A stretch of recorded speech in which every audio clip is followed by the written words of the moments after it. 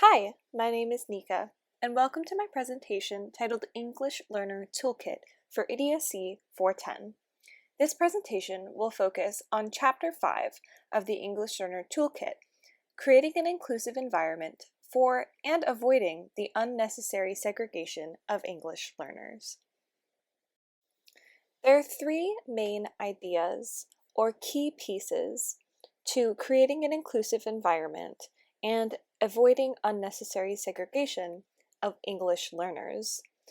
Those three include program goals, the time frame, and non-English learner exposure. Let's start with number 1. So in regard to program goals, there must be some kind of educational justification for when segregation occurs, and it cannot simply be just for the individual to reach their English proficiency goals more quickly. This also means that the amount of segregation that is happening for English learners must be necessary in order for those learners to achieve the goals of the program. For example, some high schools have something called a newcomer program for English learners. It's necessary that we increase inclusion by limiting the amount of time that English learners spend in those self-contained programs. To do this, we regularly evaluate the student's ELP in order to allow them to transition out only when it's appropriate. Number 2 is time frame. When English learner segregation has to occur, it should only happen for a reasonable amount of time based on that individual's English proficiency, the time which they've spent in the program and the progress in which they've made, and the individual goals of the program and for the student. It's important to note that regulations about the time frame in which an English learner spends segregated not only is addressing how long a student stays segregated, but is also addressing how short a student stays segregated. Educational agencies must find a happy medium.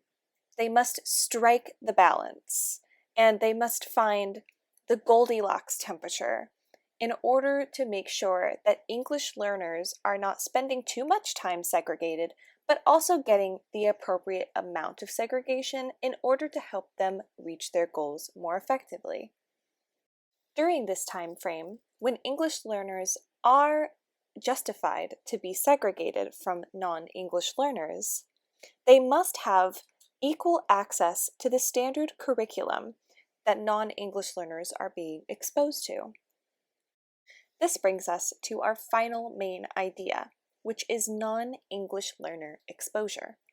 It is never justifiable or appropriate to segregate English learners from non-English learner peers during certain activities. These include physical education, art, music, lunch, and other activity periods outside of classroom instruction. English learners in segregated programs must have the same range of level of access to extracurricular activities and additional services as non-English learner students. Because of this, it's important that we work to create positive and welcoming school climates and work to prevent and immediately address bullying, harassment, and other inappropriate behaviors directed at English learners. To help us on our journey of creating an inclusive environment and avoiding unnecessary segregation, there are 3 special tools that the U.S. Department of Education has provided for us educators and administration. These tools include a diversity self-assessment, which can spark conversation among teachers and administration, inappropriate behavior resources, which addresses bullying and harassment of English learners, and a self-monitoring aid to help monitor the segregation of English learners and to identify issues in the system. What follows is further information about how to implement these 3 tools at your school, in your classroom, and with your students. The first tool we're going to discuss more in depth is the Diversity Self-Assessment Tool. This is a questionnaire, and it can either be used as an individual or in a group setting.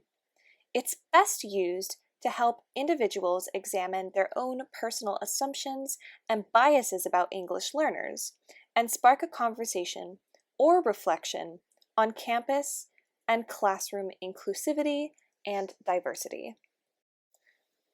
The diversity self-assessment provided by the Department of Education includes important questions like, do the children in my classroom and school come from diverse cultural backgrounds? Have I experienced others making assumptions about me based on my membership in a specific group? How did that make me feel? What kinds of information, skills, and resources do I need to acquire to effectively teach a multicultural perspective? Hopefully, you're able to use this diversity self-assessment to generate a conversation among teachers and other educational personnel at your school on the topic of diversity and inclusivity.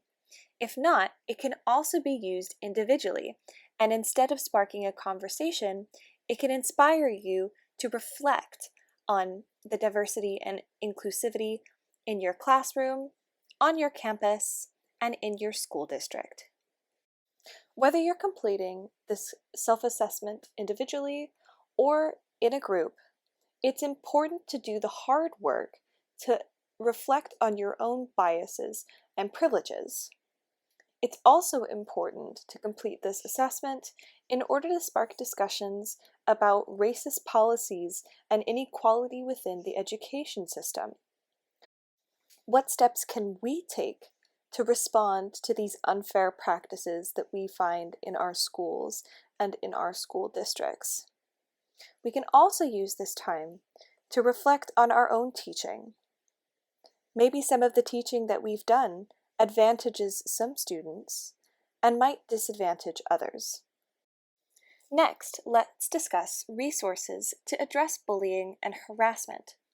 The resources made available through the United States Department of Education through this tool provide up-to-date information about bullying, specifically address harassment due to race, religion, and immigration status, and are available in multiple different languages. You can share them with your class and/or use them to combat inappropriate behavior in your own classroom. When taking a look at these resources, it's not only important to remember to create an inclusive environment in your classroom, but to help other educators at your school foster an inclusive development for the entire campus. It's also important to advocate at school board meetings and with parents for an inclusive and welcoming school district. And last but not least, let's discuss a self-monitoring aid. A self-monitoring aid can be a great tool for local education agencies to ensure they're maintaining an inclusive program for English learners.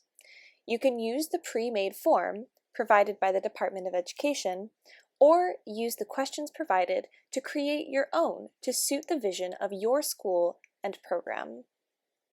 The goal of this form is to help monitor the extent to which English learners are segregated from non-English learners in order to address any potential issues in the implementation of the English Learner Program at your school. The form includes 7 key areas of monitoring to ensure that students are receiving separate instruction only for a limited amount of time, and the program is implemented in the least segregative manner and consistent with achieving the program's stated educational goals.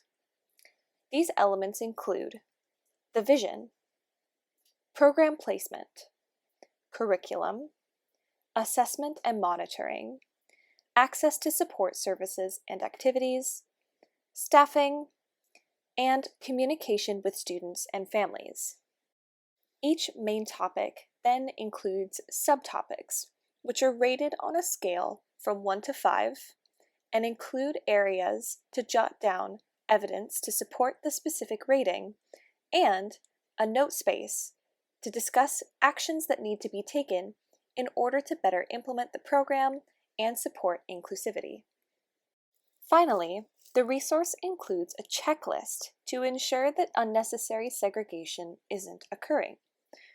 Some of the questions in the checklist include: what steps have been taken to cultivate an inclusive and welcoming school climate for English learners? What are the goals of the English Learner Program, and is the segregation that is occurring necessary for the achievement of those goals? Have parents or guardians been informed of their option to opt their children out of the English Learner Program or certain services? Do English Learner students have opportunities to participate with non-English learner peers during grade-level curriculum and other activities? And are English learners assessed at least once a year and placed in the program based on those scores? Thank you for listening to my presentation of the English Learner Toolkit review of Chapter 5.